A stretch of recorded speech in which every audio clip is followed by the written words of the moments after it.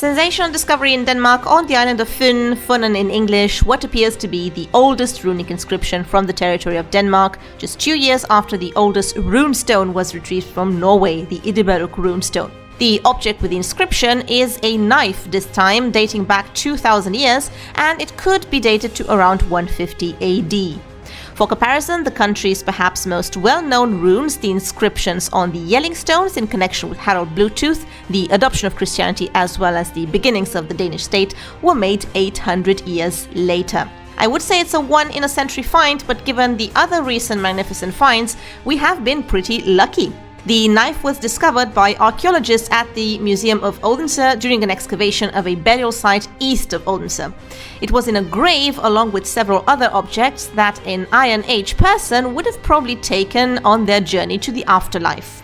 Among them were 3 brooches which were used to fasten a garment, and they have been crucial for dating the knife and the runes. Exactly that type of brooch is found within a very narrow time frame that can be dated to around 150 AD, and the knife was placed in the grave at this time.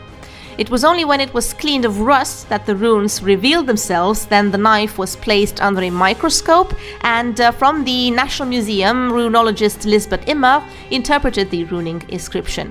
And she arrived at the word hirila, which in Old Norse could have meant something like little sword, which makes a lot of sense because, it's a knife. So I can imagine how challenging this was to actually figure out the writing, because when iron rusts, it sort of pops up and creates small lumps on the surface. So that's why, as far as I understood, there is a constant dialogue with the conservator about whether a rust lump can be removed so that we can see what lies underneath. When it is revealed, the next challenge arises. When we go so far back in time, as is the case with the runes on the knife from Funen, we don't really have much to compare with. This is the Elder Futhark we are talking about, used until the 8th century to transcribe a variety of Germanic languages, as well as the reconstructed standard, let's say, Proto-Germanic and also Proto-Norse, so Proto-North Germanic. The amount of such inscriptions is very low, about 350. In comparison, Old Norse is a very well documented language, but then again, it is also more recent. Therefore, we need to draw on both younger runes and reconstructions of the language of the Viking Age when searching for the meaning.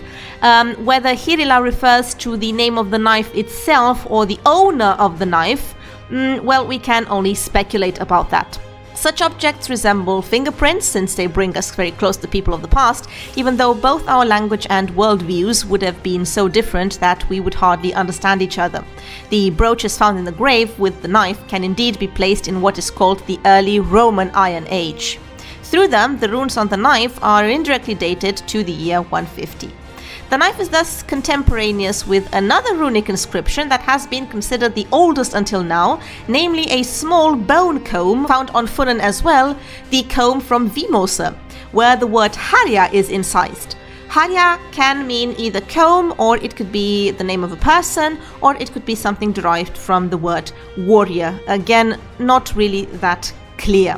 In Scandinavia, the period between 1 AD to around 400 AD is called the Roman Iron Age because the Scandinavians' contact with the Roman Empire is at its peak during this time.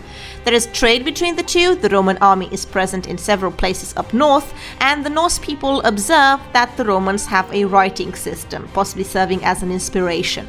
Maybe through a Celtic connection, as Alpine Italic alphabets like Lepontic seem to share some similarities. They were familiar with Roman customs and knew that through their objects they could demonstrate an affiliation with a particular class. So the Roman Empire was something to aspire to, really. It is the upper class and the intellectual elite that had access to a writing system, and they showed it by, for example, carving runes on weapons and other objects.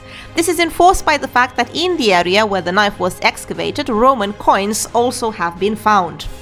So the script culture of the Iron Age was reserved for the elite. When we find inscriptions on metals, it is always on this kind of brooches and the part of the equipment belonging to the so-called parade gear. So shields with silver bosses that looked impressive but weren't really that practical in war. Officers probably had them as part of their parade gear. In this sense, given how rare written language was and the context of the findings, the idea of the runes being magical actually stems from more mundane reality, social status. You did somehow possess a secret knowledge if you knew how to write. At the same time, we should also remember that the script culture was undoubtedly more widespread than our few finds from that time indicate. Runes simply have disappeared over time because they were written on organic materials as well, such as wood, and they would have not survived to this day, and those on deteriorated metals, as in our case with the iron knife, may not have been discovered yet. In conclusion, we must assume that we only have the very tip of the iceberg preserved, which makes this discovery all the more fascinating. If you enjoyed these bits on Viking and pre-Viking history, hit the subscribe button for much more. As a follow-up, I suggest that you watch the video with the most important Viking discoveries from last year. You are bound to find a lot of interesting stuff in this video as well.